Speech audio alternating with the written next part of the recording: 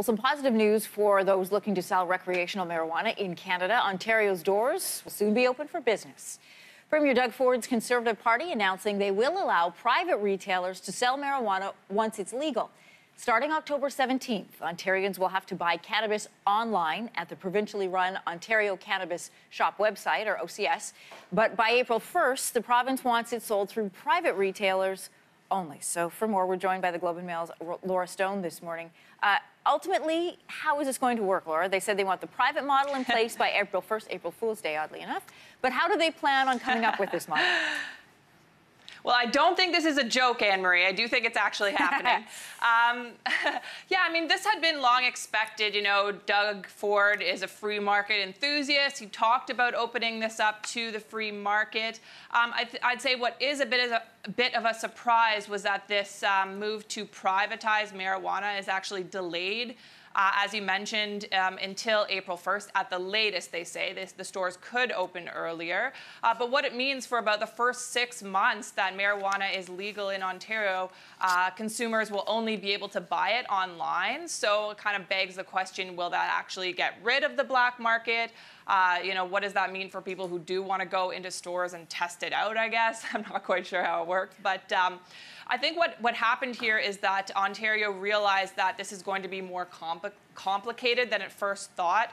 They're going to have to do a lot of consulting with police forces, Indigenous groups, and especially municipalities. And in their announcement yesterday, they said, the government said that municipalities will actually be able to opt out of having retail stores if they choose to do so. So it will be interesting to see how many municipalities choose to do that. So I think ultimately the Ford government realized that this is a little more complicated, but they are going to move towards that private retail model next spring. It also leaves a huge gray zone in terms of, you know, if somebody decides to set up a shop before the official deadline, knowing that it eventually is going to be legal, you know, how are you going to charge somebody? How are you going to police that, knowing that eventually it is going to become legal? Are they just going to wait out the court system? We'll have to wait and see. Well, yes, and just to add to that, Finance Minister Vic Fedeli said yesterday during the press conference that it remains illegal to own a shop until this is made legal by the Ontario government. And so these stores ostensibly will not be allowed to sell marijuana until next spring. I wonder if you can return it the way that you return online things. Anyway, we'll have to wait and figure all of that out. Turning our attention to the national stage. So this tweet by Conservative MP Maxime Bernier, a series of tweets actually, challenged the Prime Minister for his push for more diversity. The last of Bernier's 6 tweets read, "Cultural balkanization brings distrust, social conflict, and potentially violence, as we are seeing everywhere. It's time we reverse this trend before the situation gets worse. More diversity will not be our strength. It will destroy what has made us such a great country."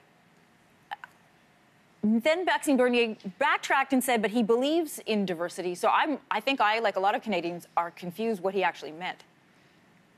Yes, you know, this was quite a controversial set of tweets, obviously from Maxime Bernier that he issued Sunday night, although many have remarked that it did appear planned as he issued them in English and French right after one another.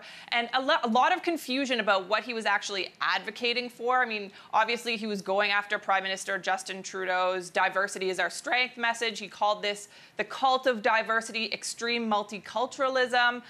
You know, he suggested this could destroy the Canadian identity. But he hasn't given any clarifications on this other than on Twitter just briefly yesterday, and he hasn't given any interviews, so it's unclear exactly what he's advocating for. Is this less immigration, less of one certain kind of group? You know, he did say he supported diversity, just not more diversity. So it's very unclear what exactly Maxime Bernier was trying to do there, other than, of course, he got the spotlight onto himself. And this is going to be an issue for Conservative leader Andrew Scheer, who issued kind of a bland statement yesterday through spokesman, just saying that Canada was built on diversity.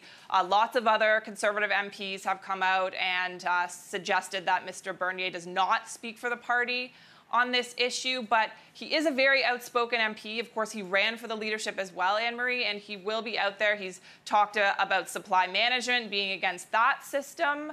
So this is something that Andrew Scheer is going to have to contend with now. He's got a very outspoken leadership rival in Maxime Bernier, who is coming out. He's not afraid to express his opinions on Twitter, obviously. All right, Laura, good to talk to you from Ottawa this morning. Thanks, Anne-Marie.